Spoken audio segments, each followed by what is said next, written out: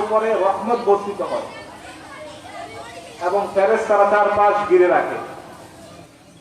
সুতরাং আজকে আমরা যারা এই প্যান্ডেলের নিচে আছি, আমাদেরকে তিনটা জিনিস দেওয়া হয়েছে। একটা হচ্ছে আমাদের উপরে প্রশান্তি নাজিল হচ্ছে, প্রশান্তি বর্ষিত হচ্ছে।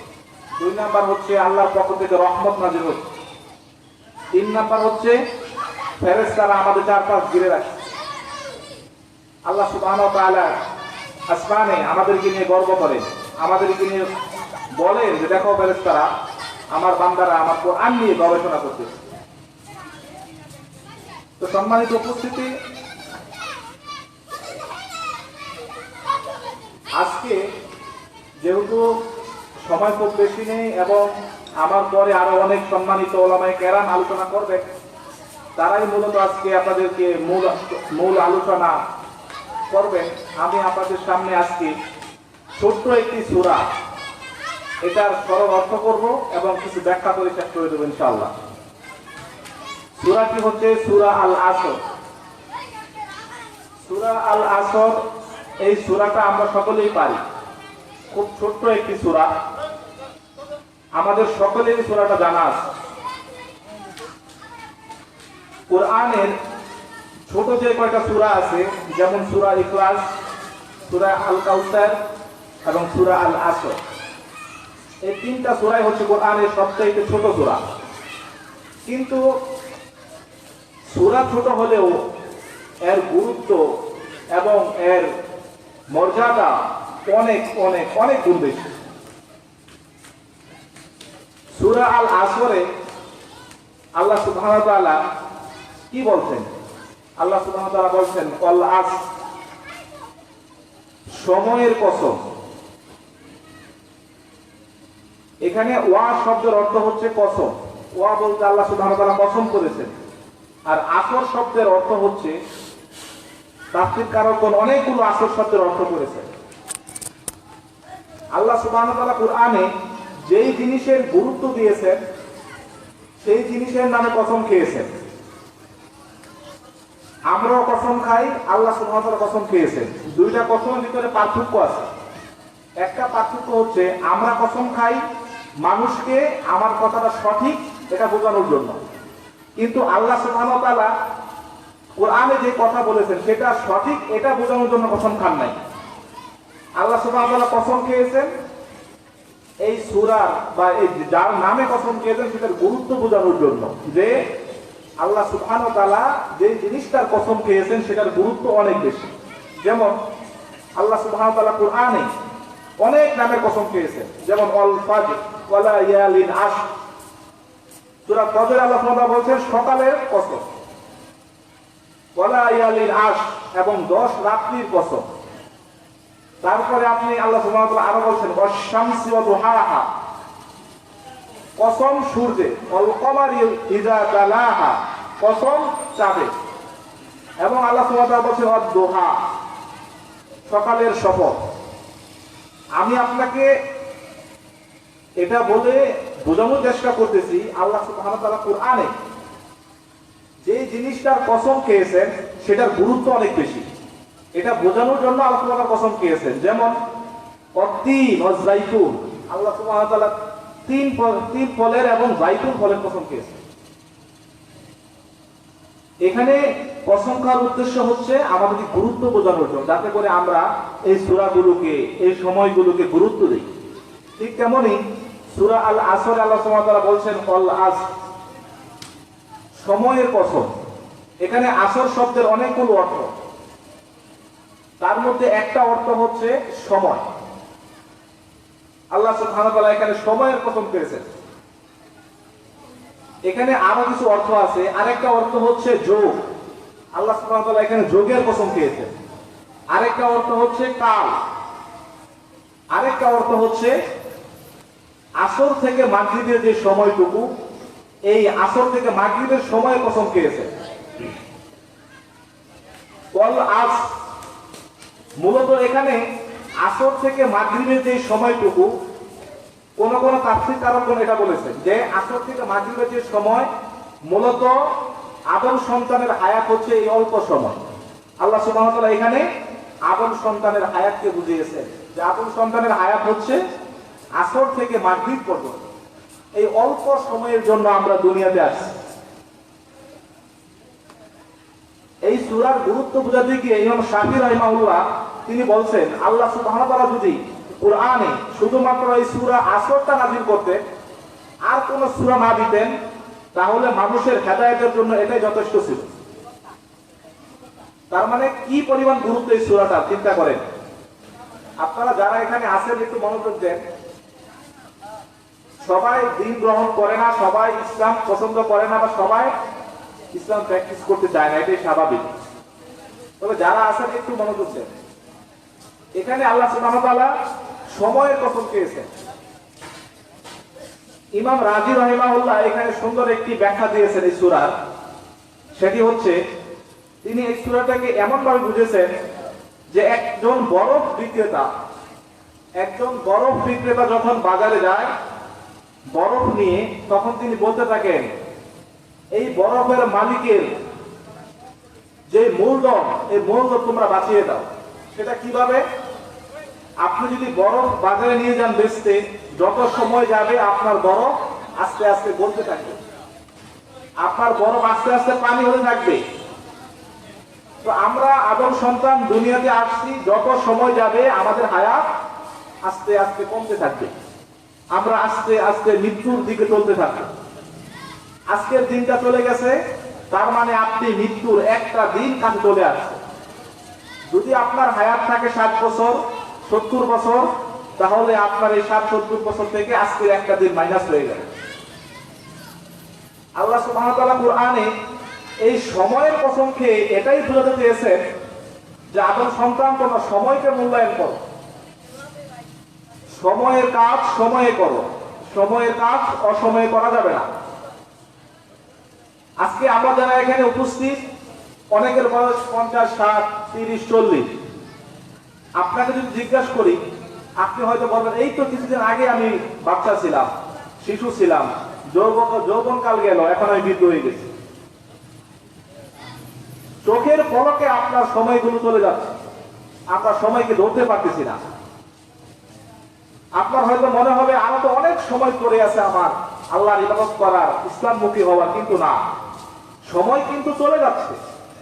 আপনার চুল দাড়ি সাদা হয়েছে মানে আপনার মৃত্যুর সিগন্যাল চলে আসছে। যে কোনো সময় আপনি মারা যেতে পারেন। এমনিতেই মানুষ যে কোনো সময় মারা যায়, তবে সাধারণত যখন মানুষের চুল দাড়ি পেকে যায় আপনার মৃত্যুর সিগন্যাল চলে আসে। সুতরাং আল্লাহ সুবহানাহু ওয়া তাআলা সময়ের কসম খেয়েছেন, অল আস ইন্নাল ইনসানা লাফি খুসর। নিশ্চয়ই আল্লাহ নিশ্চয়তা দিয়েছেন যে নিশ্চয়ই মানুষ ক্ষতির মধ্যে নিমজ্জিত। আল্লাহ সুবহানাহু ওয়া তাআলা সময়ের কসম খেয়ে কেন এটা বললেন যে সমস্ত মানুষ ক্ষতির মধ্যে নিমজ্জিত? দেখো, আল্লাহ সুবহানাহু ওয়া তাআলা এখানে বোঝাতে চেয়েছেন যারা সময়কে মূল্যায়ন না করবে তারা অবশ্যই ক্ষতির মধ্যে নিমজ্জিত। আমরা যখন মারা যাব, কিয়ামতের মাঠে কিন্তু প্রথম যে জিনিসের হিসাব নেওয়া হবে সেটা কি? সেটা হবে আমলের দিক থেকে সালাত, কিন্তু সর্বপ্রথম আপনার হিসাব নেওয়া হবে সময়ে। সর্বপ্রথম আপনার হিসাব নেওয়া হবে সময়ে। কিয়ামতের মাঠে যখন আপনি যাবেন, তিরমিজির হাদিস, রাসূল সাল্লাল্লাহু আলাইহি ওয়াসাল্লাম বলেছেন 5টি প্রশ্নের উত্তর না দিয়ে কোন বনি আদম, আপনি আমি যত বড় হুজুর হোক, কোনো লাভ হবে না। কিয়ামতের মাঠে যাবেন, 5টি প্রশ্নের উত্তর না দিয়ে কোন বনি আদম একটি পা সামনে বাড়াতে পারবেন না। কিয়ামতের মাঠ এত কঠিন, সেই দিন মানুষ গামের সাগরে হাবুডুবু খাবে। সেই দিন সূর্য থাকবে মানুষের 1 মাইল উপরে। এখন যদি সূর্য আমাদের কত উপরে, তারপরে যদি তাপমাত্রা 40 হয়, 45 হয়, আমরা বাইরে টিকতে পারি না, আমাদের এসি লাগে, আমাদের ফ্যান লাগে।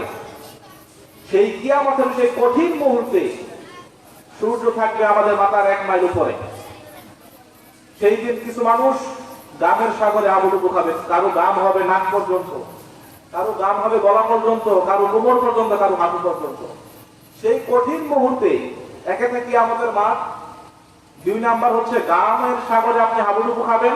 3 নাম্বার হচ্ছে 5টি প্রশ্নের উত্তর আপনাকে দিতে হবে, কোনো রক্ষা নাই, সবার এই প্রশ্নের উত্তর সম্মুখীন হতে হবে।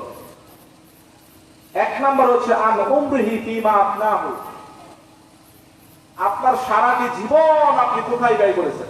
দেখেন, কিয়ামতের মাঠে যাবেন, প্রথম প্রশ্ন হচ্ছে সময়।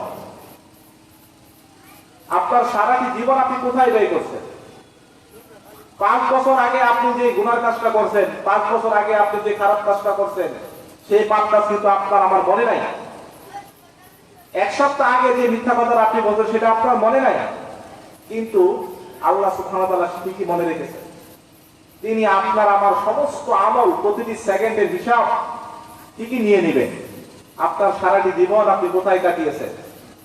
আপনি কি গান বাজনা করে কাটিয়েছেন, আপনি কি সুদ খেয়ে কাটিয়েছেন, আপনি কি ঘুষ খেয়ে কাটিয়েছেন, আপনি কি মানুষকে ঠকিয়েছেন কিনা, মানুষকে কষ্ট দিয়েছেন কিনা, আপনি কয়টা ভালো কাজ করেছেন, সমস্ত কিছু হিসাব আপনাকে দিতে হবে।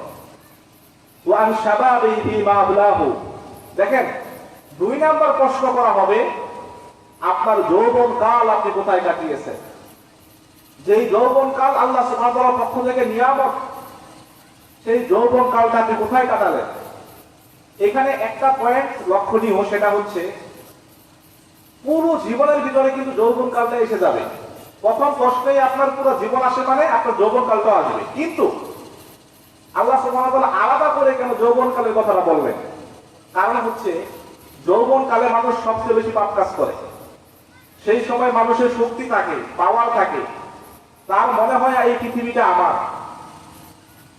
সে তখন আল্লাহকে ভয় পায় না, তখন সে যা মনে চায় তাই করে।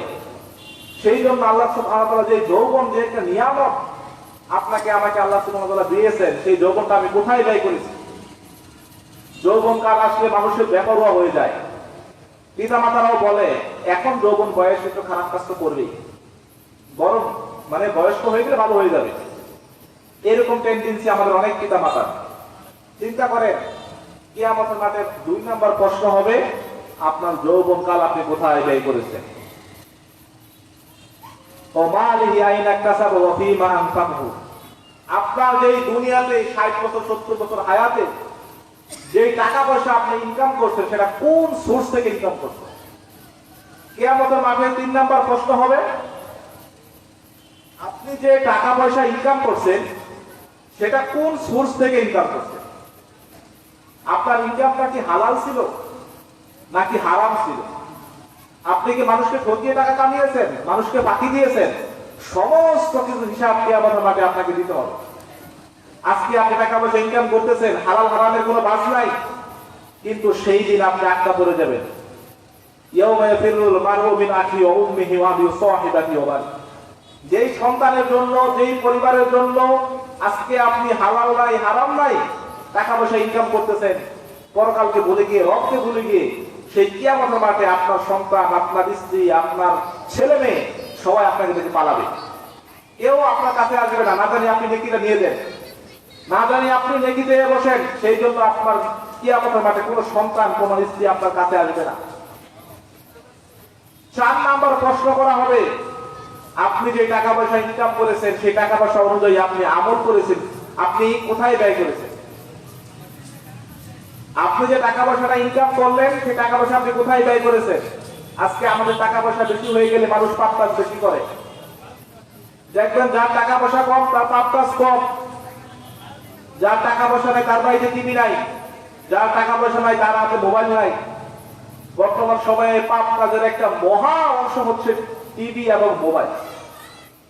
আপনার টাকা বেশি হয়েছে, আপনি আপনার সন্তানকে অ্যান্ড্রয়েড সেট কিনে দিলেন, মোবাইল কিনে দিলেন, সেই মোবাইল দিয়ে আপনার সন্তান সারা রাত ধরে অশ্লীল সিনেমা, নাটক, গান দেখতেছে। এই যে আপনি আপনার টাকাটা দিয়ে আপনি আপনার সন্তানকে কিনে দিলেন, এটার বিনিময়ে আপনি যদি মারাও যান, মৃত্যুর পরেও আপনার আমলনামায় পাপ লেখা হয়ে থাকে।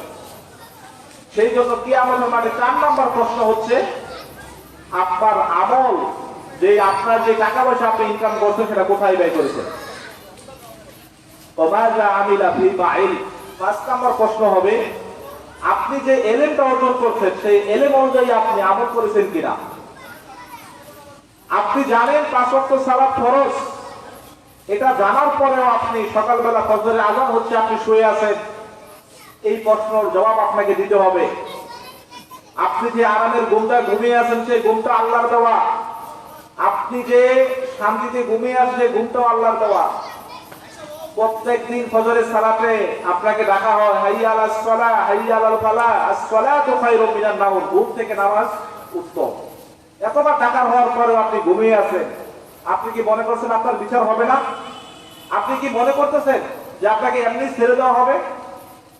আল্লাহ সুবহানাহু ওয়া তাআলা মানুষকে পৃথিবীতে এমনি পাঠান নাই, প্রতিটা সেকেন্ড প্রতিটা মিনিট হিসাব আপনাকে দিতে হবে। এটা বলার কোনো সুযোগ নেই যে আপনি এত বছর ধরে জীবিত আছেন, কত পাপ কাজ করছেন, আপনার কোনো বিচার হবে না। এত পাপ কাজ কি আপনার মনে আছে নাকি? আল্লাহ কি মনে আছে?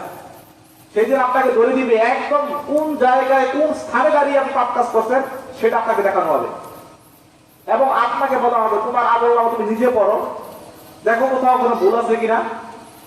আল্লাহর ফেরেশতাতে লিখে রেখেছেন কোথাও ভুল আছে কিনা তুমি দেখো, তুমি এতদিন আগে এই জায়গাতে এই পাপ কাজটা করেছিলা, দেখো তো ঠিক আছে কিনা।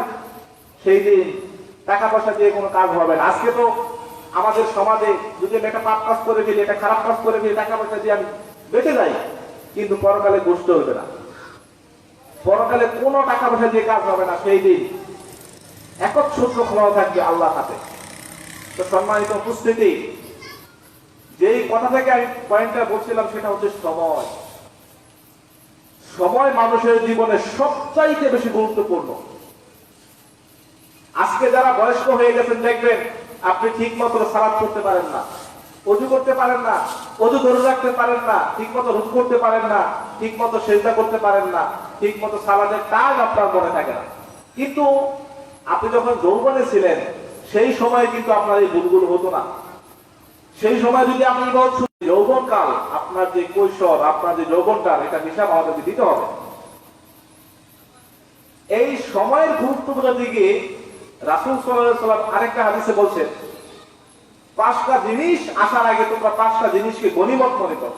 গনিমত মানে বুঝেন, তুমি মূল্যায়ন করো। 5টি জিনিস আসার আগে তুমি 5টি জিনিসকে মূল্যায়ন করো। 1 নাম্বার হচ্ছে হায়াতা ক্বাবলা মাউতিকা। তোমার মৃত্যু আসার আগে তোমার যে হায়াতটা, তোমার যে জীবনটা, তুমি সেটা মূল্যায়ন করো। কেন? কারণ হচ্ছে যখন আপনার মৃত্যু চলে আসবে তখন কিন্তু আপনার আর কোনো সুযোগ থাকবে না আমল করার, ভালো কাজ করার। দুনিয়াতে যদি আপনি আমি পরীক্ষা দেই, হয়তো আরেকটা চান্স আছে পরীক্ষা দেওয়ার, আরেকবার আছে, কিন্তু একবার মৃত্যু হয়ে গেলে আল্লাহর পরীক্ষায় আপনার কোনো চান্স নেই যে আপনি দুনিয়াতে আবার আসবেন, এসে আবার ভালো কাজ করবেন, আবার মারা যাবেন। এই সুযোগ আল্লাহ সুবহানাহু ওয়া তাআলা দিবেন না। সেই জন্য রাসূল সাল্লাল্লাহু আলাইহি ওয়াসাল্লাম বলছেন, তোমরা মৃত্যু আসার আগে তুমি তোমার হায়াতকে মূল্যায়ন করো। যখন আপনি মারা যাবেন তখন কিন্তু এই দুনিয়ার কেউ আপনাকে মনে রাখবে না। আল্লাহ সুবহানাহু ওয়া তাআলা কোরআনে বলেছেন, কুল্লু নাফসিন যায়িকাতুল মাউত ওয়া ইন্নামা তুওয়াফাউনা উজুরাকুম ইয়াওমাল কিয়ামাহ ফামান যুহজিয়া আনিন নার ওয়া উদখিলাল জান্নাহ ফাকাদ ফাজ ওয়া মাল হায়াতুদ দুনিয়া ইল্লা মাতাউল গুরুর। প্রত্যেকটি প্রাণী, প্রত্যেকটি মানুষ মৃত্যুর স্বাদ আস্বাদন করবে এবং কিয়ামতের মাঠে তাকে তার পরিপূর্ণ হিসাব বুঝিয়ে দেওয়া হবে। আপনি আপনার 60 বছর জীবনে কতটুকু পাপ কাজ করেছেন?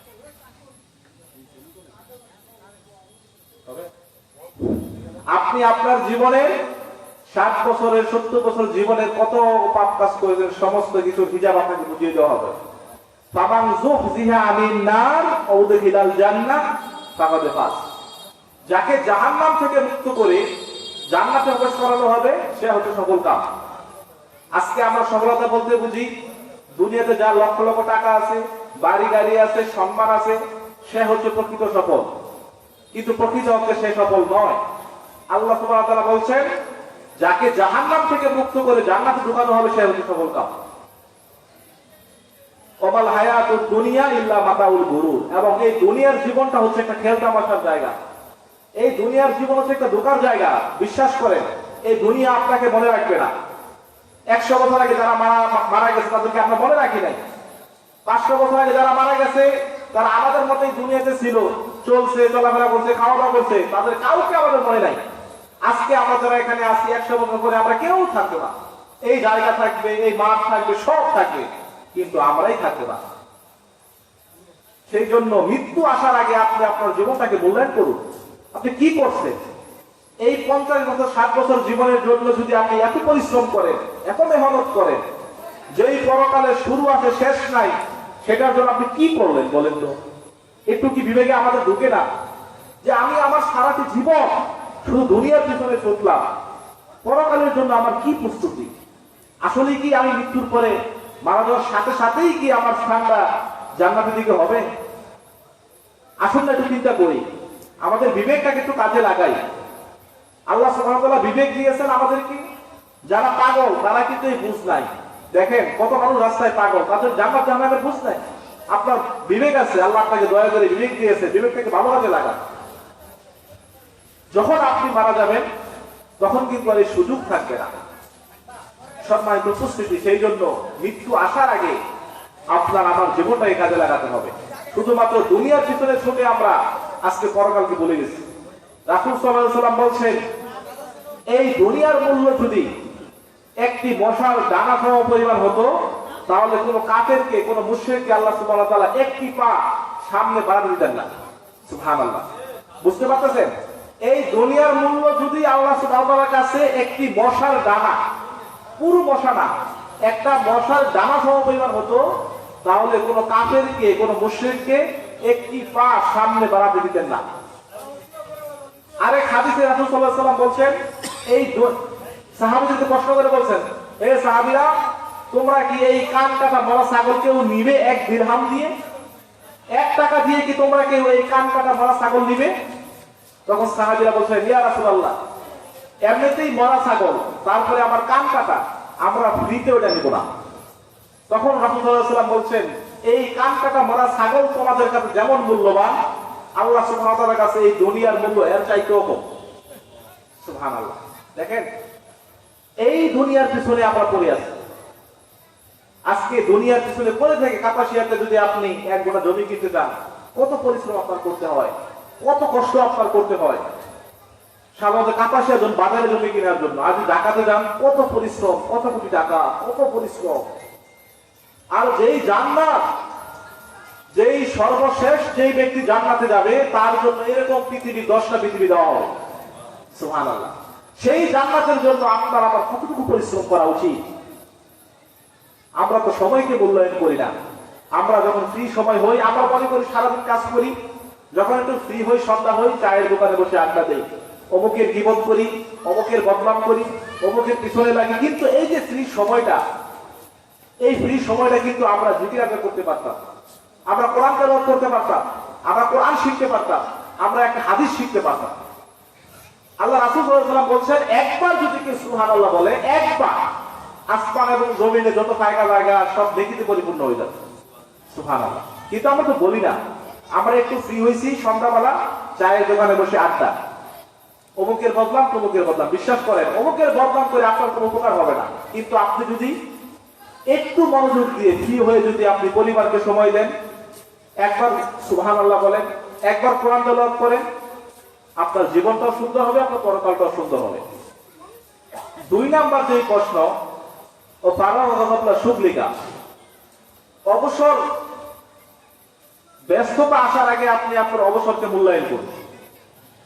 যখন আপনার ব্যস্ত চলে আসবে, তখন কিন্তু আপনি আর ঠিক মতো সময় দিতে পারবেন না। মানুষের ব্যস্ততা কখন আসে? যখন সে চাকরিতে ঢুকে, যখন সে ব্যবসায় ঢুকে। কিন্তু এর আগে তার যে সময়টা, সেই সময়টাকে তারা মূল্যায়ন করে না।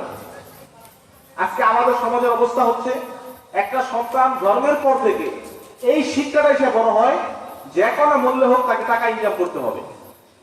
এই একটা শিক্ষাই আমাদের সমাজে দেওয়া হয়, যে বাবা তুমি বড় হইছো, তোমাকে কষ্ট করে মানুষ করছি, আমি পিতা, আমি মাতা, তুমি বড় হয়ে আমাকে কামাই করে খাওয়াবা। কি করে কামাই করবা, হালাল না হারাম, এটা আমার দেখার বিষয় না, তোমাকে খাওয়াবা। এটাই আজকে আমাদের সমাজের অধিকাংশ পিতামাতার টেন্ডেন্সি, পিতামাতার ইচ্ছা, চাহিদা। কিন্তু কোন পিতামাতা এই শিক্ষাটা দেয় না, বাবা তুমি বড় হইছো, তোমাকে এত কষ্ট করে আল্লাহ সুবহানাহু ওয়া তাআলা আমাদেরকে দিয়েছেন, আমরা মানুষ করেছি, বাবা কোনোদিনও হারাম ইনকাম করবা না, তোমার বেশি টাকা ইনকাম করতে হবে না, আমাদের টার্গেট জান্নাত বাবা, আমাদের টার্গেট দুনিয়া না। এই শিক্ষাটা কতজন পিতা মাতা আমরা দিতে পেরেছি? যারা এই শিক্ষা দিতে পারেন নাই, বিশ্বাস করেন আপনার মৃত্যুর পরে আপনার ছেলে আপনার কথা মনে রাখবে না। আপনার মৃত্যুর পরে আপনার সন্তান আপনার কোনো উপকারে আসবে না। সম্মানিত উপস্থিতি, সেই জন্য ব্যস্ততা আসার আগে আমরা আমাদের সময়কে মূল্যায়ন করতে হবে। ও গিডা কবলা ফাতারিকা। 3 নাম্বার হচ্ছে আপনি দরিদ্র হওয়ার আগে আপনি যে ধনী সেটাকে মূল্যায়ন করতে হবে। আজকে আপনার অনেক টাকা পয়সা আছে, আল্লাহ সুবহানাহু আপনাকে দিয়েছেন, কিন্তু এই টাকা পয়সাটাকে আপনাকে মূল্যায়ন করতে হবে। সেটা কিভাবে? আপনি গরিব হওয়ার আগে আপনার টাকা পয়সা দান সজ্জা করতে হবে। আজকে আপনি কোটি কোটি টাকার মালিক, কিন্তু আপনার এই সম্পত্তি, আপনার এই টাকা পয়সা কিছুই আপনার হাতে নাই, সব আপনার ছেলে মেয়ের হাতে। 100 টাকার জন্য ছেলেকে চাইতে হয়, বাবা বাজারে যাবো 1,00,000 টাকা দাও, কিন্তু আপনি গরিব মানুষ। যখন আপনার কাছে টাকা পয়সা ছিল তখন শুধু আপনি জমিয়েছেন, কিন্তু দান সজ্জা আপনি করেন নাই, মানুষকে সহযোগিতা করেন নাই। সেই জন্য আপনি দরিদ্র হওয়ার আগে আপনি যে ধনী সেটাকে মূল্যায়ন করুন। 4 নাম্বার হচ্ছে বার্ধক্য আসার আগে, আপনি বুড়ো হওয়ার আগে আপনি আপনার যৌবনকে মূল্যায়ন করুন। 5 নাম্বার হচ্ছে আপনি যে অসুস্থ হবেন, অসুস্থ হওয়ার আগে আপনার যে সুস্থতা, যে নিয়ামত, এটাকে মূল্যায়ন করুন। বয়স বাড়ার সাথে সাথে আপনার রোগটা বেড়ে যাচ্ছে। এখানে যারা আপনাদের বয়স 50-60, আমি যদি জিজ্ঞাসা করি দেখবেন আপনাদের সকলে 4 থেকে 5টা রোগ আছে না?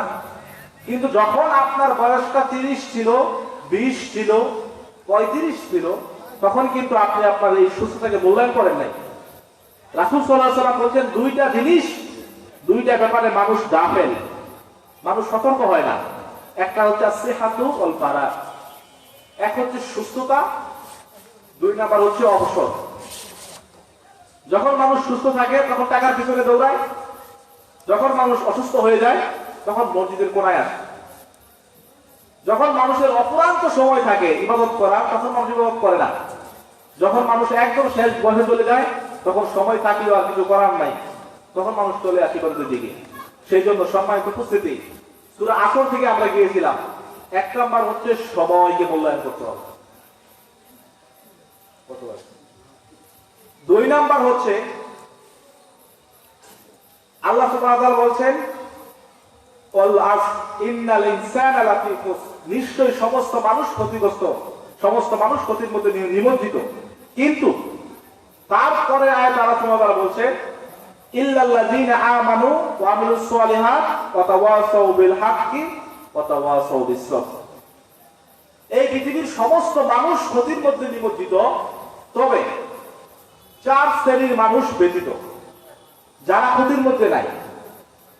এই পৃথিবীতে সবাই ক্ষতিগ্রস্ত, কিন্তু 4 শ্রেণীর মানুষ ব্যতীত, তারা ক্ষতির ভিতরে নাই। 1 নাম্বার কারা? ইল্লাল্লাযীনা আমানু, যারা ঈমান আনয়ন করে। এটা হচ্ছে 2 নাম্বার পয়েন্ট। প্রথম বলছি আল্লাহ সুবহানাহু ওয়া তাআলা সময়ের প্রথম খেয়েছেন, তারপর বলছেন সবাই ক্ষতিগ্রস্ত, সবাই বিপদের মধ্যে আছে, কিন্তু 4 শ্রেণীর মানুষ ব্যতীত। 1 নাম্বার হচ্ছে যারা ঈমান আনয়ন করে। এবার আসেন, আমরা তো সকলেই মুসলিম, তাই না? আমরা জন্মগতভাবে মুসলিম। আমার বাপ মুসলিম, সেজন্য আমি মুসলিম। আমার দাদা মুসলিম, আমার বাপ মুসলিম, আমি মুসলিম। কিন্তু এই যে আমরা ইসলাম গ্রহণ করলাম, এই যে আমরা মুসলিম হলাম, মুসলিম হওয়ার পরে কি আমাদের যে ঈমানটা আছে এটাকে বিশুদ্ধ করতে হবে না? আমরা যদি আমাদের ঈমান সম্পর্কে আমরা জ্ঞান অর্জন না করি, তাহলে কোন কাজ করলে আপনার ঈমানটা চলে যাবে, কোন কাজ করলে আপনার ঈমানটা থাকবে, এই বিষয়ে যদি আমরা না জানি, তাহলে কিন্তু আমাদের ঈমান ধরে রাখা অনেক কঠিন হবে। আজকে আমাদের সমাজে ঈমানের আলোচনা খুব কম হয়। আমাদের সমাজে আলোচনা হয় আমলের, আলোচনা হয় ফজিলতের, কিন্তু বিশ্বাস করেন কিয়ামতের মাঠে যদি আপনি বস্তার বস্তা আমল নিয়ে যান, সারা জীবন সিয়াম পালন করছেন, সারা জীবন সালাত করছেন, সারা জীবন হজ করছেন, সারা জীবন যাকাত দিচ্ছেন, কিন্তু আপনার ঈমানটা ঠিক নাই, এগুলো কাজে লাগবে? বলেন তো, কোনো কাজে লাগবে না। কেন কাজে লাগবে না? কারণ হচ্ছে আপনার ঈমানটা সঠিক হয় নাই। এই জন্য আল্লাহ সুবহানাহু ওয়া তাআলা প্রথম শর্ত করেছেন যে সফল মানুষের 1 নাম্বার শর্ত হচ্ছে ইল্লাল্লাযীনা আমানু, যারা ঈমান আনয়ন করবে। এখন যদি আমি প্রশ্ন করি, আজকে আমাদের সমাজে আমরা অজু ভঙ্গের কারণ জানি, নামাজ ভঙ্গের কারণ জানি, রোজা ভঙ্গের কারণ জানি, কিন্তু ঈমান ভঙ্গের কারণ কতজন জানি বলেন? আমরা কতজন মানুষ এটা বলতে পারবো এই এই কাজ করলে আমার ঈমান চলে যাবে? আমাদের তো উচিত ছিল অজু ভঙ্গের কারণ, সালাত ভঙ্গের কারণ, রোজা ভঙ্গের কারণ শিখার আগে আগে ঈমান ভঙ্গের কারণ শিখা। কারণ আপনার যদি ঈমানটা থাকে বাকি ইবাদত কবুল হবে, আর যদি ঈমানটাই না থাকে কোন ইবাদত আপনার কবুল হবে না। কিন্তু দেখা যায় আজকে আমাদের সমাজে ঈমানের আলোচনা, ঈমানের পড়াশোনা একেবারেই কম। সেই জন্য আজকে আমরা শিখব ঈমান কাকে বলে, ঈমান ভঙ্গের কারণ কয়টি। যদি আপনি ঈমান ভঙ্গের কারণটা জানতে পারেন তাহলে আপনার ঈমানটাকে আপনি বিশুদ্ধ করতে পারবেন। এক নাম্বার, ঈমান কাকে বলে? আমরা শিখছি ঈমান শব্দের অর্থ হচ্ছে বিশ্বাস, আন্তরিক বিশ্বাস। দেখেন, এটা কিন্তু ঈমানের সংজ্ঞা ঠিক আছে, একটা অংশ হয়েছে, পরিপূর্ণভাবে হয় নাই। যদি ঈমান শব্দের অর্থ আপনি বিশ্বাস করেন, তাহলে আরবের যে আবু জাহাল, আবু লাহাব, উতবা, সাইবা, তারা কিন্তু আল্লাহ সুবহানাহু ওয়া তাআলাকে রব হিসাবে মানত। আপনি কোরআনে দেখেন সূরা যুখরুফের 9 নম্বর আয়াত, ওয়ালা ইন সাআলতাহুম মান খালাকাস সামাওয়াতি ওয়াল আরদ লা ইয়াকুলুন্না। আরবের কাফের মুশরিকদের যদি আপনি জিজ্ঞাসা করেন এই আসমান, এই জমিন কে সৃষ্টি করছে, তারা বলবে অবশ্যই আল্লাহ সৃষ্টি করছে। যদি আপনি তাদেরকে জিজ্ঞাসা করেন তোমাদেরকে কে রিজিক দেয়, তারা বলবে অবশ্যই আল্লাহ দেয়। তোমাদেরকে কে জীবন দেয়, আল্লাহ দেয়। কে মৃত্যু দেয়, আল্লাহ দেয়। তো আবু জাহালরা, আবু লাহাবরা এই বিশ্বাস স্থাপন করার পরেও তারা কেন মুশরিক আর আমরা কেন মুসলিম, এটা হচ্ছে বোঝার বিষয়। তারা আল্লাহকে রব হিসেবে মানে, আমরা আল্লাহকে রব হিসেবে মানি, তো তারা কেন মুশরিক? আল্লাহ কেন বলছেন তারা জাহান্নামী, তারা মুশরিক? আর কেন বলছেন মুসলিম জান্নাতে যাবে? এটার কারণ হচ্ছে আরবের আবু জাহাল, আবু লাহাবরা আল্লাহকে রব হিসাবে মানত, কিন্তু একমাত্র আল্লাহ সুবহানাহু ওয়া তাআলার ইবাদত করত না। আল্লাহর ইবাদত করত, সাথে অন্য দেব-দেবীর পূজা করত। আর আমরা আল্লাহকে রব হিসেবে মানি, সাথে আল্লাহ সুবহানাহু ওয়া তাআলার একমাত্র উনারই আমরা ইবাদত করি, যার কারণে আমরা মুসলিম। এখন ঈমান শব্দের অর্থ হচ্ছে স্বীকৃতি দেওয়া, আবিধানিক অর্থ হচ্ছে স্বীকৃতি দেওয়া। পারিভাষিক অর্থে ঈমানের সংজ্ঞা হচ্ছে তিনটা জিনিসের নাম ঈমান: তাসদীকুন বিল জিনান ওয়া কাউলুন বিল লিসান ওয়াল আমালু বিল জাওয়ারিহ। অন্তরে বিশ্বাস, মুখে স্বীকৃতি এবং আমলে বাস্তবায়ন, এই তিনটা জিনিসে মিলে হচ্ছে ঈমান। এখন যদি কেউ শুধুমাত্র অন্তরে বিশ্বাস স্থাপন করে, মুখে কালেমা পাঠ করে নাই, লা ইলাহা ইল্লাল্লাহ করে নাই, তাহলে সে কি মুসলিম? কি মনে করে? সে মুসলিম না। কেন? শুধুমাত্র অন্তরে বিশ্বাস স্থাপন করছে, কিন্তু মুখে কালেমা পাঠ করে নাই। এখন কেউ যদি অন্তরে বিশ্বাস স্থাপন করে নাই, শুধু মুখে পাঠ করতে হবে? হবে না। কারণ হচ্ছে আপনার অন্তরে বিশ্বাস স্থাপন করতে হবে, মুখে কালেমা পাঠ করতে হবে, কালেমা পাঠ করতে হবে, এবং অঙ্গ প্রত্যঙ্গের যে আমল আপনার। তাহলে তিনটা জিনিসের নাম হচ্ছে ঈমান। ঈমানের স্তম্ভ কয়টি? রাসূল সাল্লাল্লাহু আলাইহি ওয়াসাল্লাম বলছেন, যেটা আপনি পাবেন হাদিসে জিবরীলে, ঈমান হচ্ছে আন তুমিনু বিল্লাহি ওয়া মালাইকাতিহি ওয়া কুতুবিহি ওয়া রাসূলিহি ওয়াল ইয়াউমিল আখির কদরি খাইরি ওয়া শাররি। ঈমানের স্তম্ভ হচ্ছে 6টি। এক নাম্বার হচ্ছে আল্লাহর প্রতি ঈমান, 2 নাম্বার হচ্ছে ফেরেশতাদের প্রতি ঈমান, 4 নাম্বার হচ্ছে আসমানি কিতাব সমূহের প্রতি ঈমান, 5 নাম্বার হচ্ছে রাসূলগণের প্রতি ঈমান, 5 নাম্বার হচ্ছে তাকদীরের প্রতি বিশ্বাস এবং আখিরাতের প্রতি বিশ্বাস। এই 6টা পয়েন্ট। 1 নাম্বার আল্লাহর প্রতি, ফেরেশতা, কিতাব, রাসূল, আখিরাত এবং তাকদীর। এই 6টা জিনিস হচ্ছে ঈমানের মূল স্তম্ভ, মূল বিষয়। এই 6টা জিনিসের একটা জিনিস যদি কেউ অস্বীকার করে, সে ইসলাম থেকে বের হয়ে যাবে, তার ঈমান নষ্ট হয়ে যাবে। এই 6টা জিনিসের উপর আপনার ঈমান স্থাপন করতে হবে। এখন আপনি যে ইমানদার, আমি যে ইমানদার, এটা বুঝবো কিভাবে? আপনি যে মুসলিম, আপনার ভিতরে যে ইমান আছে, এটা বোঝার জন্য দুইটা হাদিস বলবো। একটা হাদিস আছে সহিহ বুখারীতে 16 নম্বর হাদিস এবং সহিহ মুসলিমের 43 নম্বর হাদিস, যে হাদিসে রাসূল সাল্লাল্লাহু আলাইহি ওয়াসাল্লাম বলছেন, যদি তিনটা জিনিস কারো ভিতরে থাকে তাহলে সে ইমানের স্বাদ পাবে, সে ইমানদার, সে এটা বুঝতে পারবে। আজকে তো আমার মাথায় টুপি আছে, আমার মুখে দাড়ি আছে, আপনি মনে করতেছেন আমি মুসলিম, আমি ইমানদার, কিন্তু আমার ভিতর যদি এই তিনটা গুণ না থাকে তাহলে আমি ইমানদার হতে পারবো না। এক নাম্বার হচ্ছে আইয়াকুন আল্লাহু রাসূলুহু আহাব্বা ইলাইহি মিম্মা সিওয়াহুমা। আপনার আমার জীবনের যা কিছু আছে সবচাইতে বেশি, এমনকি নিজের নফসের চাইতেও বেশি ভালোবাসতে হবে আল্লাহ এবং আল্লাহ রাসূলকে সাল্লাল্লাহু আলাইহি ওয়াসাল্লাম। যদি এই কাজটা আপনি আমি করতে পারি তাহলে আপনার আমার ভিতরে ঈমান আছে, এটা আমরা বুঝতে পারব। আরেক হাদিসে রাসূলুল্লাহ বলেছেন, লা ইউমিনু আহাদাকুম হাত্তা আকুনা আহাব্বা ইলাইহি মিন ওয়ালিদিহি ওয়া ওয়ালিদিহি ওয়ান নাসি আজমাইন। তোমরা ততক্ষণ পর্যন্ত পূর্ণ মুমিন হতে পারবে না, ঈমানদার হতে পারবে না, যতক্ষণ পর্যন্ত না তোমরা তোমাদের পিতামাতা, তোমাদের ছেলে মেয়ে, এমনকি সমস্ত মানুষ এবং এমনকি তোমার নিজের নফসের চাইতে আমাকে বেশি ভালোবাসবে, ততক্ষণ পর্যন্ত তোমরা ঈমানদার হতে পারবে না। সুবহানাল্লাহ। তাহলে ঈমানদার হতে হলে প্রথম শর্ত হচ্ছে আল্লাহ এবং আল্লাহ রাসূলকে সব চাইতে বেশি ভালোবাসতে হবে। এখন আমরা তো সকলেই এটা দাবি করি যে আমরা আল্লাহকে এবং রাসূলকে ভালোবাসি, কিন্তু শুধুমাত্র দাবি করলেই কি হবে? দাবি করার পাশাপাশি আপনাকে আমাকে এটা প্রমাণ দিতে হবে। একটা ব্যক্তি বিয়ে করলো, বিয়ে করার পরে বললো আমি স্ত্রীকে ভালোবাসি, কিন্তু স্ত্রীর ভরণ পোষণ দেয় না, দেখাশোনা করে না, বাড়িতে রাখে না, কাপড় চোপড় দেয় না, এই ভালোবাসার কোনো মূল্য আছে? এই ভালোবাসার কোনো মূল্য নাই। আপনি মুখে বললেন আপনি আল্লাহকে ভালোবাসেন, রাসূলকে ভালোবাসেন, কিন্তু কাজে করবে বাস্তবায়নে আপনি কোনো বালাই নাই। আপনি আল্লাহ এবং রাসূল সবচেয়ে বেশি ভালোবাসেন। এখন যদি বলি ভাই আল্লাহ রাসূল সাল্লাল্লাহু আলাইহি ওয়াসাল্লাম বলছেন আপনাকে দাড়ি রাখতে হবে, যদি আপনি দাড়ি রাখেন তাহলে আপনার ভিতরে যে ঈমান আছে এটা তার প্রমাণ, আপনার ঈমানটা কাজ করতেছে। যদি আপনাকে বলা হয় ভাই রাসূল সাল্লাল্লাহু আলাইহি ওয়াসাল্লাম বলছেন টাকনোর উপর আপনার প্যান্ট তুলে রাখতে হবে,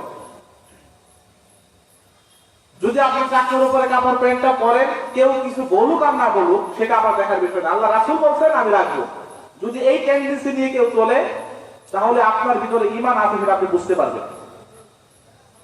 যখনই আপনার সামনে আল্লাহ এবং আল্লাহ রাসূলের কথা আসবে, সামি'না ওয়া আতা'না, শুনলাম এবং মেনে নিলাম, এটা হচ্ছে মুমিনের বৈশিষ্ট্য। দুই নাম্বার আসেন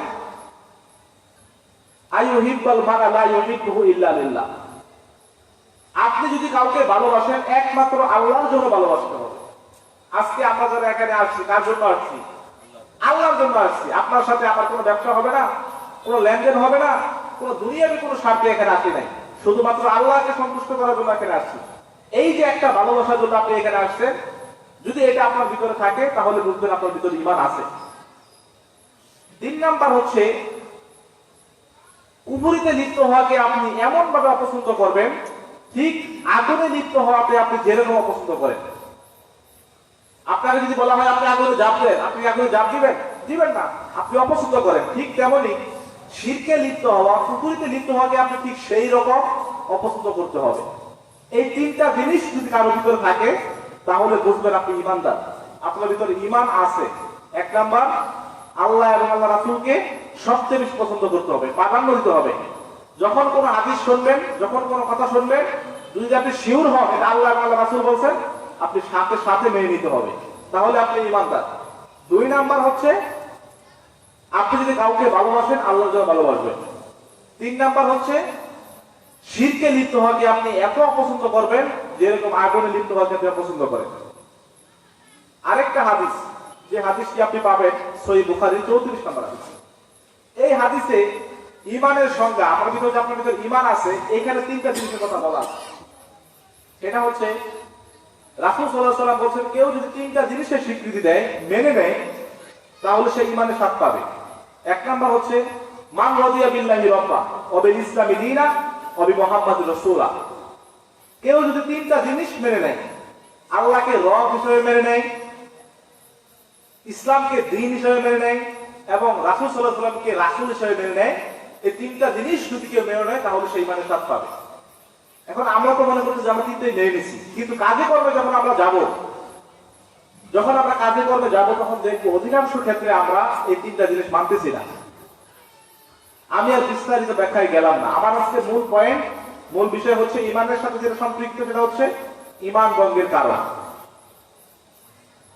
আমরা বললাম এখন যে আমার ভিতরে ইমানটা আছে, এটা আমরা বলতাম। এখন আসেন কি কি কাজ করলে আপনার আমার ভিতর থেকে ইমানটা চলে যাবে। ইমান ভঙ্গের মৌলিক কারণ হচ্ছে 10টি। 10টি কাজ করলে আমরা ইসলাম থেকে বের হয়ে যাব, আমরা মুশরিক হয়ে যাব, আমাদের ইসলাম থেকে আমরা বের হয়ে যাব, আমাদের ইমানটা ভেঙে যাবে। মনে আছে তো, ইল্লাল্লাযিনা আমানু, যারা ইমান আনয়ন করবে। এখন কাজের ভিতরে ইমান আছে এটা বললাম, কি কাজ করলে আপনার ইমানটা ভেঙে যাবে এটা শোনেন। ইমান ভঙ্গের কারণ হচ্ছে 10টি, মৌলিক কারণ 10টি, আর অনেকগুলো কারণ আছে, তবে বড় বড় 10টি কারণ। 1 নম্বর কারণ হচ্ছে শিরক। যদি কেউ আল্লাহর সাথে শিরক করে তার ইসলাম ইমান চলে যাবে। শিরক শব্দের অর্থ হচ্ছে অংশীদার স্থাপন করা, আল্লাহ সুবহানাহু ওয়া তাআলার সাথে শরীক করা। শিরক এত বড় অপরাধ, শিরক এত বড় অপরাধ, আল্লাহ সুবহানাহু ওয়া তাআলা কোরআনে বলছেন, ইন্নাহু মা ইউশরিক বিল্লাহি ফাকাদ হারামাল্লাহু আলাইহিল জান্নাহ ওয়া মাওয়াহুন নার ওয়া মা লিয-যালিমিনা মিন আনসার। যেই ব্যক্তি আল্লাহর সাথে শিরক করবে, শরীক করবে, তার জন্য জান্নাতকে আল্লাহ তাআলা হারাম করে দিবেন এবং তার থাকার জায়গা হবে জাহান্নাম, এবং পরকালে তার কোনো সাহায্যকারী থাকবে না, সে ক্ষতিগ্রস্তের অন্তর্ভুক্ত হবে। শিরক এত বড় অপরাধ, শিরক এত বড় অপরাধ, শিরক এত বড় অপরাধ, রাসূল সাল্লাল্লাহু আলাইহি ওয়াসাল্লাম জিজ্ঞাসা করা হলো, আইয়ুয যামবি আযম, ইয়া রাসূলুল্লাহ, এই পৃথিবীতে সবচাইতে বড় অপরাধ কোনটা? এই পৃথিবীতে সবচাইতে বড় পাপ কোনটা? তখন রাসূল সাল্লাল্লাহু আলাইহি ওয়াসাল্লাম বলছেন, আনতাশি আলা লিল্লাহি নিদ্দান ওয়া হুয়া খালাক। এই পৃথিবীতে সবচাইতে বড় পাপ হচ্ছে শিরক করা, আল্লাহর সাথে শরীক করা। যে আল্লাহ আপনাকে আমাকে সৃষ্টি করেছেন, আল্লাহ আপনাকে আমাকে সৃষ্টি করেছেন, রিজিক দিচ্ছেন, জীবন দিচ্ছেন, এত সুন্দর ব্যবস্থা করে দিয়েছেন, তারপরে যদি আমরা আল্লাহ সুবহানাহু ওয়া তাআলার সাথে শিরক করি, শরীক করি, এটা হচ্ছে সবচেয়ে বড় জুলম।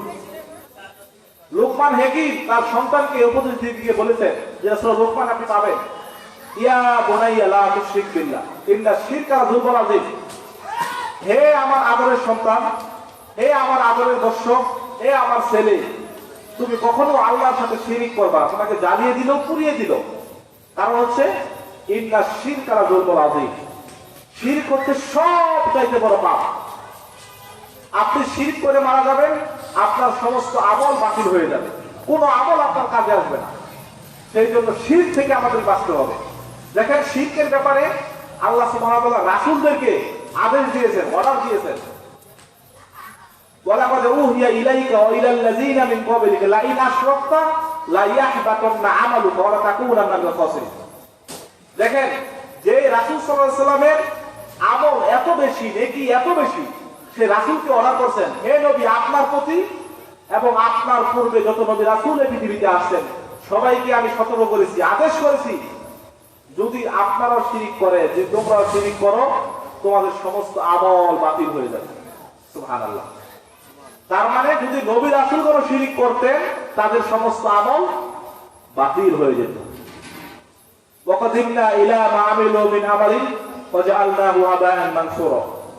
কিয়ামতের মাঠে আল্লাহ সুবহানাহু ওয়া তাআলা কিছু মানুষের আমলনামার দিকে তাকাবেন এবং সেগুলোকে বিক্ষিপ্ত ধুলিগুলার ন্যায় উড়িয়ে দিবেন। কিয়ামতের মাঠে কিছু মানুষের আমল দিকে তাকাবেন, তাকিয়ে সেই আমলগুলোকে ধুলিগুলার মতো উড়িয়ে দিবেন। কেন? সেই আমলের ভিতরে শিরক ছিল, শিরক মিশ্রিত আমল। সেই জন্য আপনাকে আমাকে জানতে হবে মানুষ কি করে শিরক করে।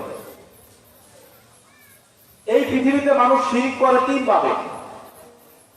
আলোচনাগুলো একটু কঠিন, এত সুর দিয়ে করতে পারতেছি, তবে যদি আপনারা শোনেন মনোযোগ দিয়ে, যদি আপনারা একটু ধরে ধরে শোনেন, আশা করি যদি একজন মানুষও শোনেন, আশা করি আপনারা হেদায়েত পাবেন, শিরক থেকে বাঁচতে পারবেন। এই পৃথিবীতে মানুষ শিরক করে 3 ভাবে। 1 নাম্বার শিরক করে আল্লাহ সুবহানাহু ওয়া তাআলা সত্তা এবং কর্মগত শিরক। 2 নাম্বার শিরক করে আল্লাহ সুবহানাহু ওয়া তাআলার নাম এবং গুণগত শিরক। 3 নাম্বার শিরক করে আল্লাহর ইবাদত শিরক। এই পৃথিবীতে যত মানুষ শিরক করে তিন ভাবে করে। এক নম্বর হচ্ছে সত্তাগত শিরক। কেউ যদি এটা বিশ্বাস স্থাপন করে আল্লাহ সুবহানাহু ওয়া তাআলা ছাড়াও এই পৃথিবীতে অন্য কেউ সৃষ্টিকর্তা আছে, তার ঈমানটা ভেঙে যাবে, সে মুশরিক হয়ে যাবে। কারা এই বিশ্বাস স্থাপন করে? হিন্দুরা, খ্রিস্টানরা। তারা বিশ্বাস করে পিতা, পুত্র এবং পবিত্র আত্মা, তিনজন সৃষ্টিকর্তা। তারা হচ্ছে প্রথম সারির মুশরিক এই পৃথিবীতে, তারা হচ্ছে প্রথম সারির মুশরিক। দুই নম্বরে আসে যারা সত্তাগত শিরক করে, যারা বিশ্বাস করে এই পৃথিবীতে রব বলতে কিছু নাই, নাস্তিকরা, তারা সবাই মুশরিক, তারাও সবাই প্রথম সারির কাফের। তিন নাম্বার আসে সত্তাগত শিরক, যারা এটা বিশ্বাস করবে সৃষ্টি এবং স্রষ্টা এক। আমরা কি সৃষ্টি না স্রষ্টা? আমরা সৃষ্টি। কেউ যদি এটা মনে করে সৃষ্টি এবং স্রষ্টা এক হয়ে যায়, ফানাফিল্লা হয়ে যায়, ওয়াহদাতুল ওজুদে বিশ্বাসী, আল্লাহ মানুষের কলবে বাস করে, যদি এই ধরনের বিশ্বাস কেউ পোষণ করে তার ঈমানটা নষ্ট হয়ে যাবে।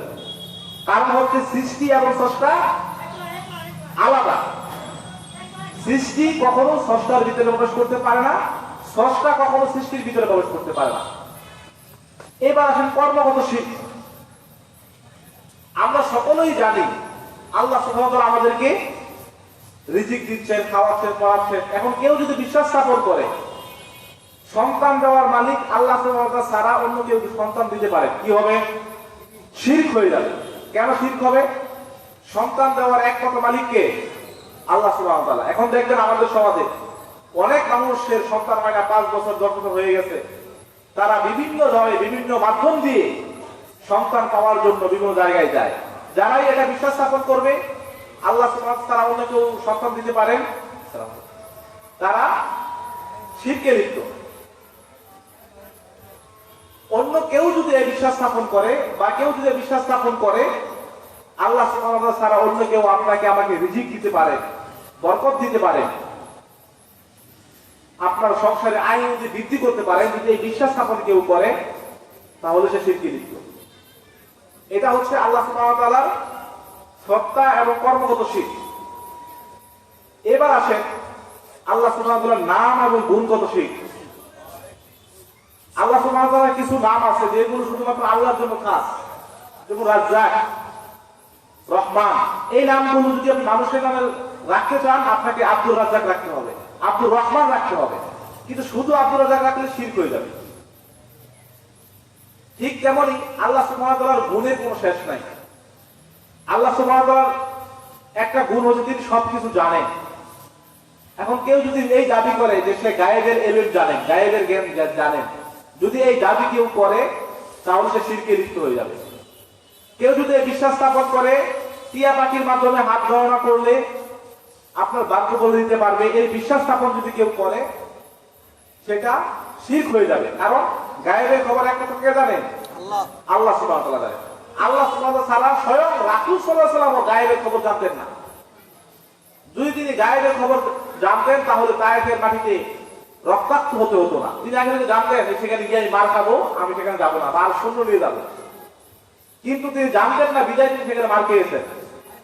সেই জন্য গায়েবের একমাত্র মালিক হচ্ছেন আল্লাহ সুবহানাহু ওয়া তাআলা। তাহলে আল্লাহ সুবহানাহু ওয়া তাআলা সবকিছু জানেন। 2 নাম্বার হচ্ছে আল্লাহ সুবহানাহু ওয়া তাআলা সমস্ত কিছুর উপর ক্ষমতাবান। কেউ যদি এই বিশ্বাস স্থাপন করে আল্লাহ সুবহানাহু ওয়া তাআলা ছাড়াও অন্য কেউ আপনার ভালো এবং মন্দ করে দিতে পারে, আপনার ভালো এবং মন্দ দুইটাই কেউ করে দিতে পারে। আপনি বিপদে পড়ছেন, বিপদ থেকে উদ্ধার করে দিতে পারে। যে জিনিসগুলো মানুষ করতে পারে সেটা মানুষ করবেই। যেমন আপনি বিপদে পড়ছেন, আপনাকে আমি 5,000 টাকা দাম দিলাম, এটা জায়েজ। কিন্তু যে জিনিসগুলো মানুষের হাতে ক্ষমতা নাই সেই জিনিসগুলো যদি আপনি বিশ্বাস স্থাপন করেন আপনার ভালো মতো মানুষ করে দিতে পারবে, তাহলে কি হয়ে যাবে? শিরক হয়ে যাবে।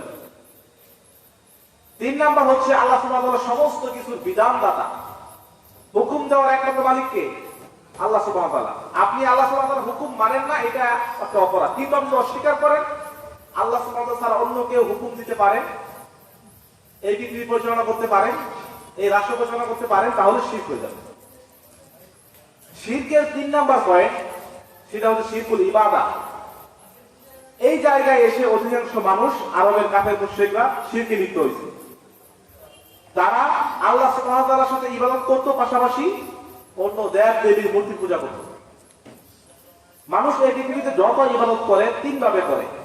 এক নাম্বার হচ্ছে অন্তরের ইবাদত, দুই নাম্বার হচ্ছে মুখের ইবাদত, তিন নাম্বার হচ্ছে অঙ্গ প্রত্যঙ্গের ইবাদত। মানুষ মুখ দিয়ে কি ইবাদত করে, অন্তর দিয়ে কি ইবাদত করে, সেটা হচ্ছে নিয়ত, ইখলাস, ভয়, ভালোবাসা, আশা, ভরসা, এগুলো মানুষ অন্তর দিয়ে করে। কেউ যদি এই বিশ্বাস স্থাপন করে আমি অমুক বাজারে পাশ দিয়ে যাচ্ছি, যদি সেখানে 10 টাকা না দিয়ে আমার গাড়ি এক্সিডেন্ট করতে পারে, এই বিশ্বাস যদি কেউ স্থাপন করে, এই যে আপনি ভয় পেলেন সেটা শিরক হয়ে যাবে। কারণ আপনার বিপদ দিতেও পারে আল্লাহ, বিপদ বানাতে পারে আল্লাহ।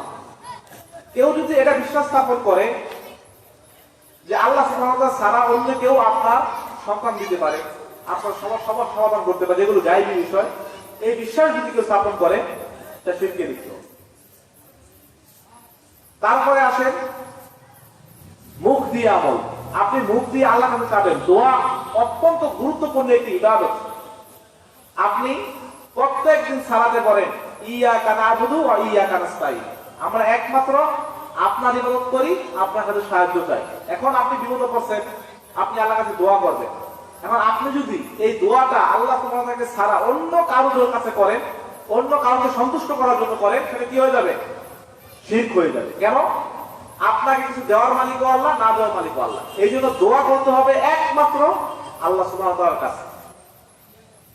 তারপরে আসেন মুখ দিয়ে আপনি জিকির আজকার করেন, সালাত করেন। আপনি যদি এই বিশ্বাস স্থাপন করেন, আপনি মসজিদে আসছেন, আপনার পাশে এসে একটা লোক দাঁড়ালো, আপনি সালাতটা এত সুন্দর করতেছেন মানুষকে দেখানোর জন্য, তাহলে কি হয়ে যাবে? শিরক হয়ে যাবে। কারণ আপনার ইবাদত পাওয়ার একমাত্র মালিক হচ্ছে আল্লাহ সুবহানাহু ওয়া তাআলা। ওমা উমিরু ইল্লা লিয়াবুদুল্লাহা মুখলিসিনা লাহুদ্দিন, মুখলিস, ইখলাস সহকারে আপনাকে ইবাদত করতে হবে। যদি সেটা না করেন, আপনার ইবাদত আপনি শরীক করলেন। ঠিক আরেকটা ভাবে মানুষ শিরক করে, সেটা হচ্ছে রিয়া, গোপন শিরক। মানুষ একটা ভালো কাজ করে, সাপোজ আপনি মসজিদে 1 লাখ টাকা দান করলেন, আপনি অমুক মাদ্রাসায় 20 লাখ টাকা দান করলেন, বা এই প্রোগ্রামে বিভিন্ন জায়গায় দান করলেন। আপনি যদি নিয়ত থাকে এটা মানুষকে শোনাবেন, মানুষ আমাকে দানবীর বলবে, বাহবা বলবে, তাহলে শিরক হয়ে যাবে। এমনি তো আপনি মানুষকে বলতে পারেন, কিন্তু যদি আপনার ভিতরে নিয়ত থাকে এটা মানুষ শুনুক, মানুষ আমাকে দানবীর বলুক, মানুষ আমাকে বাহবা দেয়, তাহলে কি হয়ে যাবে? শিরক হয়ে যাবে। কেন? আপনি আল্লাহর উদ্দেশ্য দিলেন, সাথে মানুষকে উদ্দেশ্য করলেন, শরীক করে ফেললেন। 3 নম্বরে আসেন অঙ্গ প্রত্যঙ্গের আমল, অঙ্গ প্রত্যঙ্গের শিরক। আমরা মসজিদে আসি সালাত করার জন্য, যদি সেই সালাতটা আপনি আল্লাহকে সন্তুষ্ট না করে অন্য কারোর উদ্দেশ্যে করেন, শিরক হয়ে যাবে। আপনি আজকে প্রোগ্রামে আসছেন, এটা যদি আপনি আল্লাহকে সন্তুষ্ট না করতে আসেন, যদি মানুষকে সন্তুষ্ট করতে আসেন, তাহলে শিরক হয়ে যাবে। কারণ এই মাহফিল আসার একটা ইবাদত, দিনী প্রোগ্রাম, দিনী কাজ, ইবাদত, নেকির কাজ। ঠিক তেমনি যাবতীয় যত ইবাদত আপনার আমার আছে, সবগুলো একমাত্র আল্লাহ সুবহানাহু ওয়া তাআলার জন্য করতে হবে। সম্মানিত উপস্থিতি, এটা হচ্ছে সংক্ষেপে শিরকের বিবরণ, শিরকের ব্যাখ্যা। আল্লাহ সুবহানাহু ওয়া তাআলা আমাদেরকে শিরক থেকে বাঁচার তৌফিক দান করুন, আমিন। এবার আসেন, যারা আমরা শিরক না করে মারা যাব, তাদের কি ফলাফল?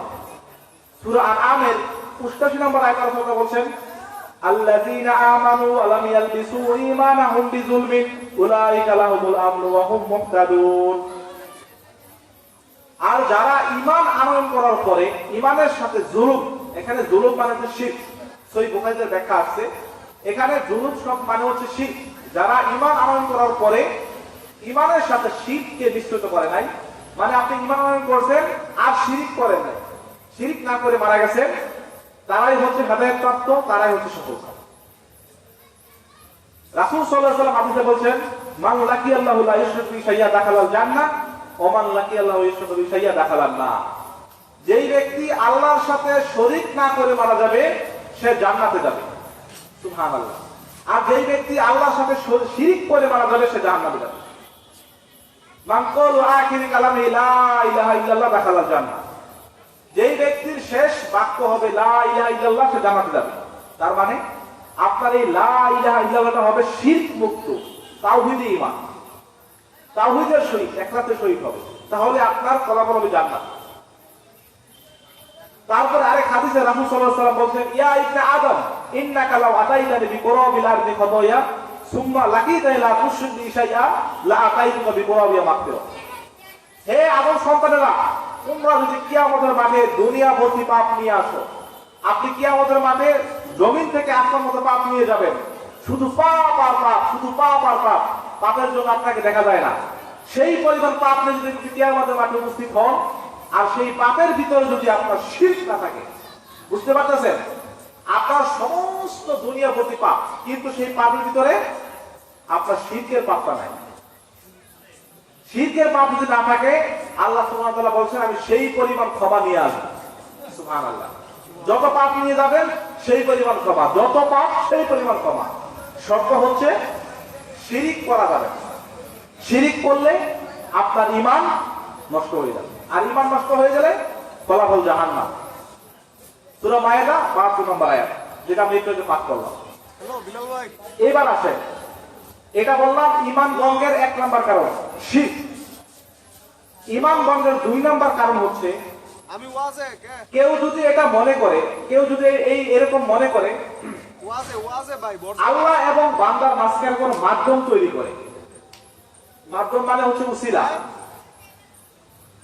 আল্লাহ সুবহানাহু ওয়া তাআলা কোরআনে বলেন উদউনি আস্তাজিব লাকুম, তোমরা আমাকে ডাকো আমি তোমার ডাকে সাড়া দিব। এখন কেউ যদি কোন মাধ্যম ধরে, কেউ যদি এটা মনে করে আমি তো গুনাহগার বান্দা, অনেক পাপ কাজ করছি, আল্লাহ মনে আমার দোয়া কবুল করবেন না।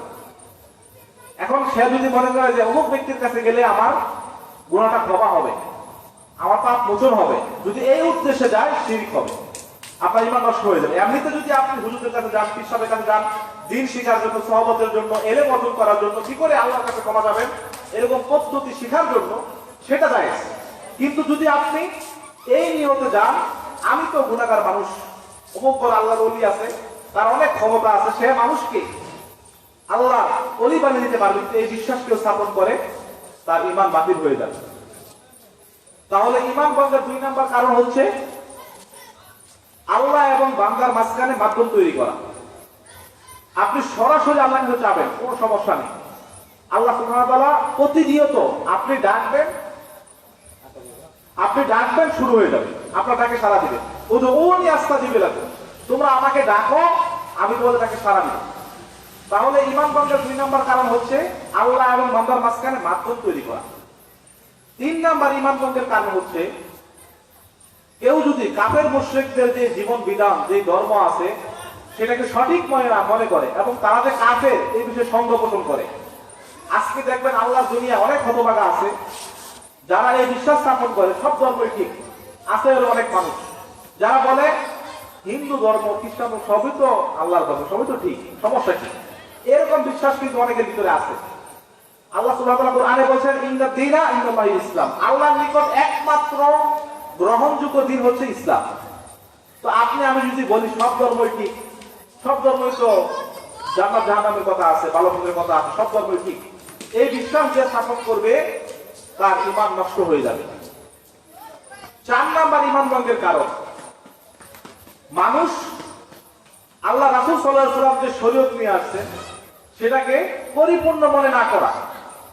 কেউ যদি এটা মনে করে রাসূল সাল্লাল্লাহু আলাইহি ওয়াসাল্লাম 1400 বছর আগে আসছেন, যে শরীয়ত নিয়ে আসছেন, বর্তমানে ডিজিটাল যুগ, এই যুগে রাসূলের শরীয়ত চলবে না, কেউ যদি এই বিশ্বাস স্থাপন করে তাহলে তার ঈমান নষ্ট হয়ে যাবে।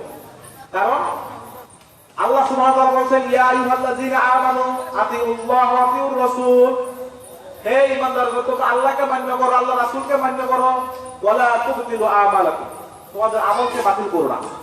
তাহলে আল্লাহ এবং আল্লাহ রাসূলকে না মানলে আমাদের আমল বাতিল হয়ে যাবে। তাহলে ঈমান ভঙ্গের ৪ নম্বর কারণ হচ্ছে রাসূল সাল্লাল্লাহু আলাইহি ওয়াসাল্লাম যে শরীয়ত নিয়ে আসেন, যে ইসলাম নিয়ে আসেন, সেটাকে পরিপূর্ণ মনে না করা, অন্য কোনো জীবন বিধানকে এর চাইতে উত্তম মনে করা। ৫ নম্বর ঈমান ভঙ্গের কারণ হচ্ছে, আমি শুধু পয়েন্টগুলো বলে যাচ্ছি, সময় কম। ৫ নম্বর ঈমান ভঙ্গের কারণ হচ্ছে ইসলামের কোন বিধিবিধানকে অপছন্দ করা। ইসলামের ছোট থেকে ছোট, ক্ষুদ্র থেকে ক্ষুদ্র কোন সুন্নত, কোন আমল, কোন মুস্তাহাব বা কোন ইসলামের কোন বিধানকে যদি আপনি অপছন্দ করেন, আপনার ঈমান চলে যাবে। যেমন অনেকে এটা বলে ইসলাম তো ভালো লাগে, ঠিক ইসলাম তো ভালোই লাগে, কিন্তু দাড়িটা ভালো লাগে না। দাড়ি রাখলে কিরকম অন্যরকম লাগে, জঙ্গি জঙ্গি লাগে, দাড়ি রাখতে পারবো না, ইসলাম ভালো লাগে। কেউ যদি এই বিশ্বাস স্থাপন করে যে দাড়ি ইসলাম আমার ভালো লাগে, কিন্তু টাকনুর নিচে প্যান্ট করতে, টাকনুর উপরে প্যান্ট করতে ভালো লাগে না। কেউ যদি এই বিশ্বাস স্থাপন করে ইসলাম ভালো লাগে কিন্তু পর্দা করতে ভালো লাগে না, পর্দা সেই আদি যুগের বিধান, এই যুগে পর্দা চলে নাকি, এই বিশ্বাস যদি স্থাপন করে, মানে ইসলামের কোন ছোট থেকে ছোট কোন বিধানকে যদি সে অপছন্দ করে, ঘৃণা করে, তার ঈমান চলে যাবে।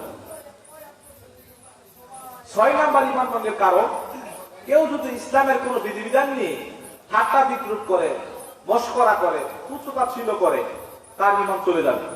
দেখবেন স্কুল কলেজের কোন ছেলে মেয়ে যদি, কোন ছেলে যদি হঠাৎ করে মনে করেন সারা জীবন সে দায়ী রাখে নাই, হঠাৎ করে সে ভালো কোন আলেমের সভাপতি গেছে, কোন খ্রিস্টানের সভাপতি গেছে, বা কোন আলেমদের ওয়াজ শুনে পরিবর্তন সে দায়ী রাখা শুরু করছে। আমাদের সমাজে কিছু মানুষ আছে, তারা বলবে দেখছি সারা জীবন পাপ কাজ করছে, এখন সে দায়ী রেখে হুজুর হয়েছে, বলে না এরকম? বলে।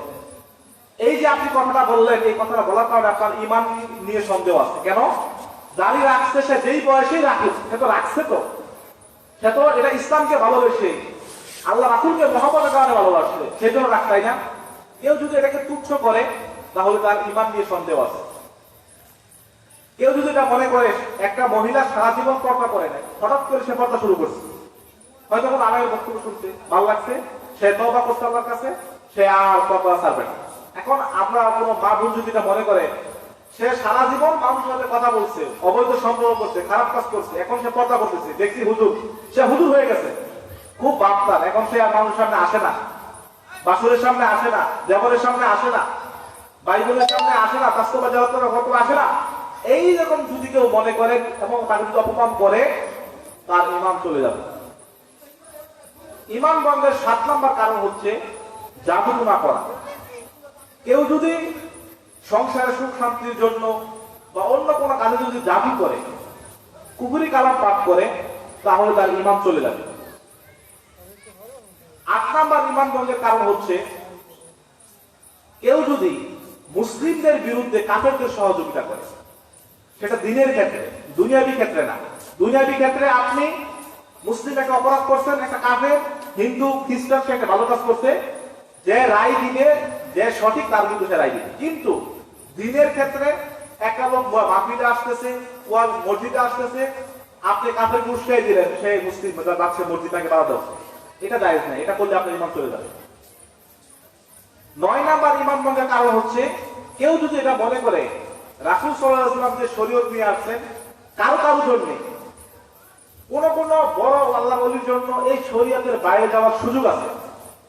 যেমন রাসূল সাল্লাল্লাহু আলাইহি ওয়াসাল্লাম সারাটি জীবন সালাত করছেন, মৃত্যুর আগ পর্যন্ত সালাত করছেন, এবং মরার সময় বলছেন আসসালাহ আসসালাহ, যখন তার আত্মা বের হচ্ছে তখন তিনি বলছেন আসসালাহ আসসালাহ, তার মানে তিনি মৃত্যু পর্যন্ত সালাত ছাড়েন না। এখন যদি কেউ মনে করে আমি আল্লাহর এত প্রিয় বান্দা হয়েছি, এত প্রিয় বান্দা হয়েছি, এখন আমার সালাত লাগবে না, আমি এখন শরীয়তে নাই, আমি এখন অন্য লেভেলে আছি, এটা যদি কেউ মনে করে, তার ঈমান ভেঙে যাবে। ঈমান ভঙ্গের 10 নাম্বার এবং সর্বশেষ যে কারণ, সেটা হচ্ছে দিন থেকে বিমুখ হওয়া, দ্বীনি ইলম অর্জন না করা। আপনার বয়স হয়ে গেছে 50, 60, 30, 40, আপনি এ যাবৎ কালে আজ পর্যন্ত আপনি ঈমান সম্পর্কে জ্ঞান অর্জন করলেন না, আপনি সালাতটা ঠিক মতো শিখলেন না, আপনি সিয়ামটা ঠিক মতো শিখলেন না, হজ কেমনে করতে হয় জানলেন না, যাকাত কেমনে দিতে জানলেন না, এই যে আপনি ইসলামে মৌলিক যে বিষয়গুলো আছে এগুলো আপনি শিখলেন না, জানলেন না, তাহলে কোন কাজ করলে আপনার ঈমানটা চলে যাবে জানবেন না, তাহলে কিন্তু আপনার ঈমানটা চলে যাওয়ার সম্ভাবনা আছে। সেই জন্য আমাদেরকে দ্বীনি পরিবেশ, আলেম ওলামাদের সহবত, খ্রিস্টানদের সহবত, যারা আল্লাহ ওয়ালা, তাদের সহবত থাকতে হবে, যাতে করে বেশি বেশি আমরা দ্বীন শিখতে পারি। আজকে দেখা যায় আমরা আলেমদের সহবত যাই না, বেশি বেশি আলেমদের সহবত থাকতে হবে, আলেমদের কাছে যাইতে হবে, বিভিন্ন মাসলা মাসলা জানার জন্য আলেমদের কাছে যাইতে হবে, দ্বীন শিখাতে যাইতে হবে। নিজে নিজে কোনো কিছু বের করে নিজে নিজে কিছু পড়াশোনা করে আমরা মাস্টার যখন না দিতে যাই, কোনো বিষয়ে যদি আমার সন্দেহ হয়, আলেম কোন আছেন তাদের কাছে আপনারা যাবেন, দিন শিখতে যাবেন। এই যে আপনি দিন শিখতে যাচ্ছেন, এটা হচ্ছে আপনার ইমানকে আপনি রক্ষা করতেছেন। আর যদি আপনি বলতেছেন যে না আমি অনেক জানি, আলেমকে আবার আলেমদের সামনে যাইতে হবে, এটা যদি আপনি মনে করেন তাহলে যে কোনো সময় আপনার ইমানটা চলে যেতে পারে। তাহলে সম্মানিত উপস্থিতি, ইমান ভঙ্গের মৌলিক যে 10টা কারণ, এগুলো আপনার সাথে বললাম। এই 10টা কারণ যদি কারো ভিতরে থাকে, একটা কারণ থাকে, তার ইমান নিয়ে সন্দেহ আছে। তো সম্মানিত উপস্থিতি, যে কথাগুলো বললাম, আল্লাহ সুবহানাহু ওয়া তাআলা আগে আমাকে আমল করার তৌফিক দান করুক, আমাকে আগে ইসলাম করার সুযোগ দিক, এবং আপনাদের সকলকে আল্লাহ সুবহানাহু ওয়া তাআলা আমল করার তৌফিক দান করুক, সচেতন দান করুক। আল্লাহুম্মা সাল্লি ওয়া বারিক আলাইহি। আসসালামু আলাইকুম ওয়া রাহমাতুল্লাহি ওয়া বারাকাতুহু। আলহামদুলিল্লাহ, অসংখ্য ধন্যবাদ। জাযাকাল্লাহ খায়রান। আল্লাহ হযরত মাওলানা নায়েব বিন হানিফ সাহেবকে উত্তম জাযায় দান করুন এবং তার বক্তব্য থেকে আমাদের উপকৃত করুন।